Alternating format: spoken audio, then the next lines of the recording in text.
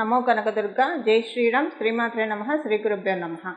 2024 సంవత్సరం ఏప్రిల్ నెల వార ఫలితాలు. 2024 ఏప్రిల్ 21వ తారీఖు నుంచి ఏప్రిల్ 27వ తారీఖు వరకు కూడా ద్వాదశ రాశుల వాడికి గోచార గ్రహస్థితిలో ఏ ఫలితాలని ఇస్తూ ఉంది. దానికంటే ముందుగా ఈ వారం యొక్క గోచార గ్రహస్థితులు. మేషరాశిలో గురు భగవానుడు సంచారము. గురు భగవానుడు సూర్యనారాయణ మూర్తితోటి కూడి మేషరాశిలో సంచారం చేస్తూ ఉన్నారు.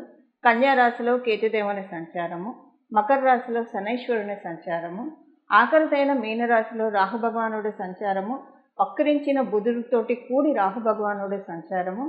ఈ వక్ర బుధుడు ఈ వారం చివరిలో వక్రం నుంచి బయటకు వస్తారు. అంటే 25వ తారీఖు నుంచి వక్రగతిలోంచి బుధ భగవానుడు బయటకు వస్తాడు. 24వ తారీఖు వరకు కూడా ఆయన వక్రగతిలోనే ఉంటాడు. 25 నుంచి వక్రగతిలోంచి బయటకు వస్తున్నాడు. శుక్ర భగవానుడు కూడా మీనరాశిలో సంచారము. మీనరాశిలో ఉన్న శుక్రుడు 25వ తారీఖు నుంచి మీనరాశి నుంచి మేషరాశిలోకి రాబోతూ ఉన్నాడు. మేషరాశిలో 3 గ్రహాలు వరుసగా, అలాగే మీనరాశిలో కూడా రాహువు బుధుడు 24వ తారీఖు వరకు శుక్రుడితోటి కూడి 3 గ్రహాలు. 24 నుంచి రాహువు వక్రస్థితి నుంచి బయటికి వచ్చిన బుధుడితోటి కూడిన రాహువు సంచారము. కుజుడు సంచారము కుంభరాశిలో జరుగుతుంది. శనైశ్వరుడితోటి కూడిన కుజ సంచారము కుంభరాశిలో జరుగుతుంది. కుంభరాశిలో కుజ భగవానుడు సంచారము. ఆయన రాశి అయిన మేషరాశిలో సూర్యనారాయణ మూర్తి మరియు గురు భగవానుడి సంచారము. ఈ నేపథ్యంలో ఈ వారం ద్వాదశ రాశుల వాళ్ళకి ఎలాంటి ఫలితాలు, శుభ ఫలితాలు చోటు చేసుకోబోతున్నాయి, ఈ విషయాలన్నీ మనం తెలుసుకుందాం. ఈ వారం యొక్క విశేషాంశం ఏమన్నా ఉందా, ఇది ఒకసారి మనం పరిశీలిద్దాం. ఈ వారం యొక్క విశేషాంశము సూర్యనారాయణ మూర్తి తన ఉచ్చ రాశి అయిన మేషరాశిలో సంచారం జరుపుతూ ఉన్నారు. ఉచ్చ స్థానమైన మేషరాశిలో ఆయన మామూలుగానే ఆయన ఉచ్చరాశి అయిన మేషరాశిలో సంచారం చేస్తుంటే చాలా మంచి ఫలితాలని ఆ ద్వాదశ రాశుల వాళ్ళకే ప్రసాదిస్తాడు. అలాంటిది జీవకారకుడైన బృహస్పతితోటి కూడి సంచారము. అలాగే ఈ నెల 24వ తారీఖు నుంచి శుక్ర భగవానుడు కూడా, అంటే ఇద్దరు గురువర్యుల సమక్షంలో సూర్యనారాయణ మూర్తి సంచారం మేషరాశి. అది కూడా మేషరాశి కాలపురుషుడి కుండలిలో ప్రథమ రాశి మేషరాశి. ఈ ప్రథమ రాశిలో సూర్యనారాయణ మూర్తి ఉచ్చస్థానం తీసుకున్న అద్భుతమైన రాశిలో గురు భగవానుడు, దేవతల గురువైన గురు భగవానుడు, దైత్య గురువైన శుక్రాచార్యులతోటి కూడి సూర్యనారాయణ మూర్తి సంచారము అద్భుత ఫలితాన్ని ద్వాదశ రాశుల వాళ్ళకి కూడా ఇవ్వబోతూ ఉంది. ఈ అద్భుత ఫలితాలు ఏ విషయాల్లో ప్రభావం చూపబోతుంది, ఏ విషయాల్లో ఈ అద్భుత ఫలితాలు వర్తిస్తాయి ద్వాదశ రాశుల వాళ్ళకి, ఇది మనం తెలుసుకున్నాం. ఇది తెలుసుకోవడానికి ముందుగా ఈ వారం 24వ తారీఖు నుంచి కూడా అందరికీ చక్కటి ఆత్మస్థైర్యం ఉంటుంది, మనోధైర్యం ఉంటుంది. విల్ పవర్ తోటి పనులన్నీ కూడా చకచకా చేసుకునే సమర్థత అందరికీ వర్తిస్తుంది. 27 నక్షత్రాల వాళ్ళకిను అలాగే ద్వాదశ రాశుల వాళ్ళకి కూడా ఈ పాయింట్ వర్తిస్తుంది. ఎవరికైనా ఆరోగ్య సమస్యలు ఉంటే ఆరోగ్య సమస్యలు సెట్ అయ్యే విధంగా మంచి వైద్యం దొరకడము, తదితర అంశాలన్నీ కూడా ఆ చల్లని సూర్యనారాయణ మూర్తి కృప వల్ల అవ్వడానికి బగబగ మండుతూ ఉన్నా సరే వేసవిలో ఆయన లేనిదే మన మనుగడ ఉండదు. కాబట్టి ఆయన మనకి ఎలాగైతే ఆయన కాంతిని తీసుకొని చంద్రుడు చల్లగా వెన్నెళ్ళు కురిపిస్తాడో, ఆయన కాంతితోటి మన జీవితంలో పచ్చదనము, చల్లదనము శోభాయమానంగా ఉంటుంది. ఇప్పుడు మనం ద్వాదశ రాశుల వాళ్ళకి కూడా ఈ గోచర గ్రహస్థితులు ఎలాంటి ఫలితాలు ఇస్తున్నాయి అన్న విషయాలు ఒక్కసారి పరిశీలిద్దాం. సింహరాశిలో పుట్టిన వాళ్ళకి ఈ వారం మీ రాష్ట్రాధిపతి అయిన సూర్యనారాయణ మూర్తి మేషరాశిలో ఉచ్చ స్థానంలో ఉన్నారు. చాలా కాన్ఫిడెన్స్ వస్తుంది ఈ వారం మీకు. మీ మీద మీకు నమ్మకం ఉంటుంది. ఫస్ట్ మనకి విజయానికి తొలిమెట్టు మన మీద మనకి నమ్మకం ఉండడమే మనకి విజయానికి మన యొక్క విజయానికి నాంది, ఆరంభము. ఇది ఈ వారం మీకు చక్కగా జనరేట్ అవుతుంది. మీ జన్మ జాతకంలో సూర్యనారాయణ మూర్తి నీచ స్థానంలో ఉన్నా, లేదా నీచ స్థానానికి అడుగెట్టపోతూ ఉన్నా, నీచ స్థానంలో ఉండడం అంటే మీరు పుట్టినప్పుడు మీ జన్మ కుండలిలో తులారాశిలో ఆయన ఉన్నా, ఒకవేళ తులారాశిలో లేడు, నీచ స్థానానికి అడుగు పెట్టబోతూ ఉన్నాడు అంటే కన్యా రాశిలో ఉన్నాడు అంటే ఇంకా తులారాశిలోకి ఎంటర్ అవబోతున్నాడు అని అక్కడ అర్థం. అలా ఉన్నా సరే మీకు సూర్యనారాయణ మూర్తి ట్రాన్సిట్ చాలా మంచి శుభ ఫలితాలు ఇస్తుంది. కమ్యూనికేషన్ విషయాల్లో చాలా బాగా ఉంటుంది, మంచి పట్టు ఉంటుంది. మీ హాబీస్ మీరు చక్కగా అంటే కొత్త కొత్త హాబీస్, మీ హాబీసే మీ బతుకు తెరువుకి ఉపయోగపడే విధంగా కూడా ఈ వారం నుంచి కొన్ని పరిణామాలు గోచార గ్రహస్థితుల వల్ల చోటు చేసుకోబోతూ ఉన్నాయి. అలాగే కమ్యూనికేషన్లో చాలా బాగా ఉంటుంది. మీరు కనుక న్యూస్ రీడర్స్, జర్నలిజంలో ఉంటే మీ అందరికీ చాలా చక్కటి యాంకర్స్ వీళ్ళందరూ మీరందరూ సింహరాశిలో పుట్టి ఉంటే చాలా బాగా ఉంది. అలాగే టీచింగ్ ఫీల్డ్స్లో ఉన్నవాళ్ళు అంటే మాటతోనే మీకు డబ్బులు వస్తాయి, మాట్లాడితేనే మీకు డబ్బులు వస్తాయి అన్న ప్రొఫెషన్స్లో ఎవరెవరైతే ఉంటారో వాళ్ళందరికీ కూడా ఈ వారం చాలా బాగా ఉంది. మంచి స్కోప్, ఆపర్చునిటీస్ చాలా వైడ్గా జనరేట్ అవుతాయి. మీ జన్మజాతకం సహకరిస్తే ఇంకా బాగా ఉంటుంది.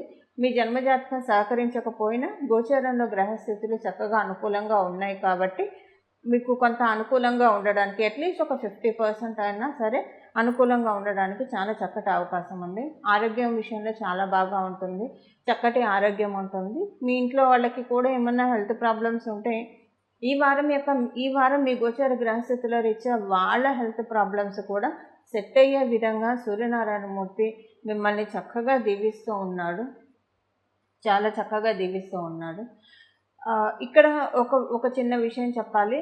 మీరు కనుక బట్టలకి ఇంపార్టెన్స్ ఇవ్వని వాళ్ళకి, అంటే కొంతమందికి వాళ్ళు వేసుకున్న బట్టలకు అంత పెద్ద ఇంపార్టెన్స్ ఇవ్వరు.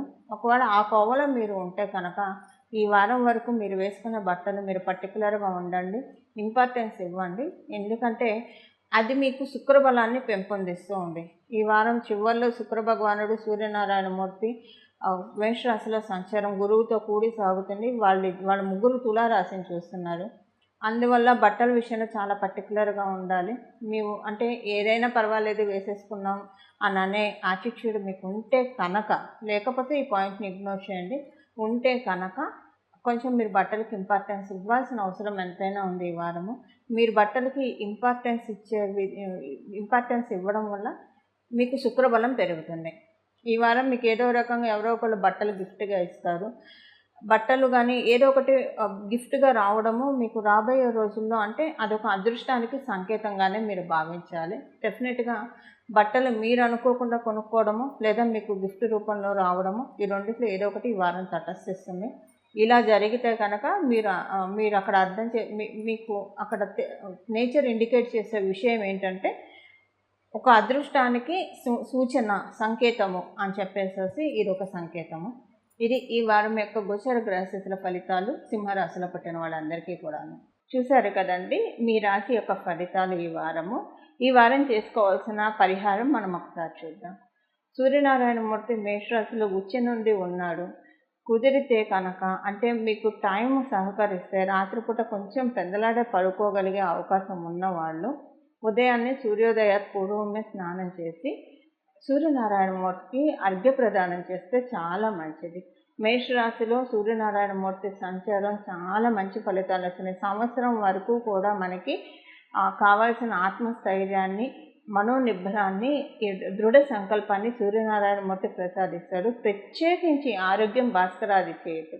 ఈ సంవత్సరం పొడుగుతా మనం ఆయురారోగ్య ఐశ్వర్యాలతో ఉండాలంటే ఐశ్వర్య ప్రదాత, ఆరోగ్య ప్రదాత అయిన సూర్యనారాయణ మూర్తిని శరణ వేడాలి. సూర్యనారాయణ మూర్తిని ఎలా శరణ వేడాలి ఈ విషయం ఇప్పుడు మనం చూద్దాం.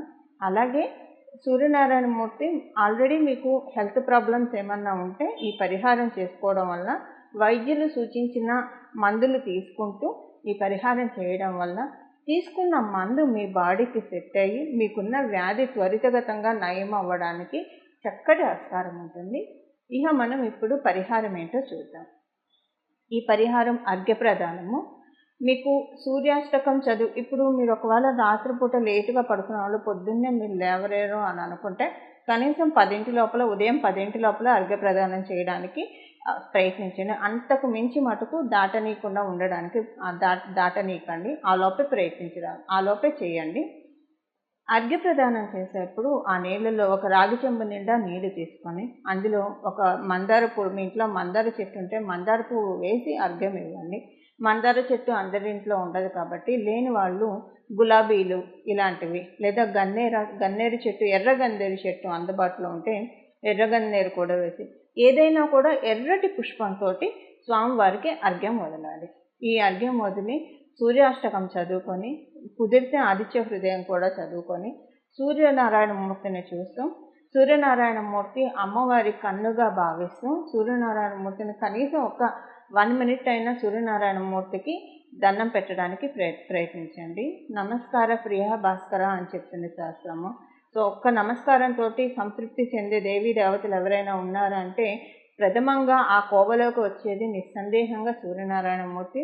అలాగే సుబ్రహ్మణ్య స్వామి కూడా ఒక్క నమస్కారానికి ప్రీతి పొందుతాడు అని చెప్పి మనకి స్కాంద పురాణం తదితర గ్రంథాల్లో ఉన్నది. అలా ఇప్పుడు ఈ వారము విడవకుండా సూర్యనారాయణ మూర్తి పాదాన్ని పట్టుకోండి. సూర్యనారాయణ మూర్తి పాదాలను పట్టుకోవడం వల్ల వచ్చే సంవత్సరం వరకు చేసేది మనం ఈ వారం వరకు అయినా సరే రిజర్వ్ చేసుకోవడం. ఇప్పుడు మనం డబ్బులు దాచుకుంటే మనకి లేని సమయంలో ఉపయోగపడతాయి. అలాగా ఇప్పుడు చేసుకునే రెమెడీ మనకు కావలసిన సమయంలో చక్కగా ఉపయోగపడుతుంది. ఇలా సూర్యనారాయణ మూర్తి ఆశీస్సులు మీరందరూ అందుకుంటారని ఆశిస్తూ, అందుకోవాలని భావిస్తూ మంగళం. నమో కనకదుర్గ, నమో భగవతే వాసుదేవాయ.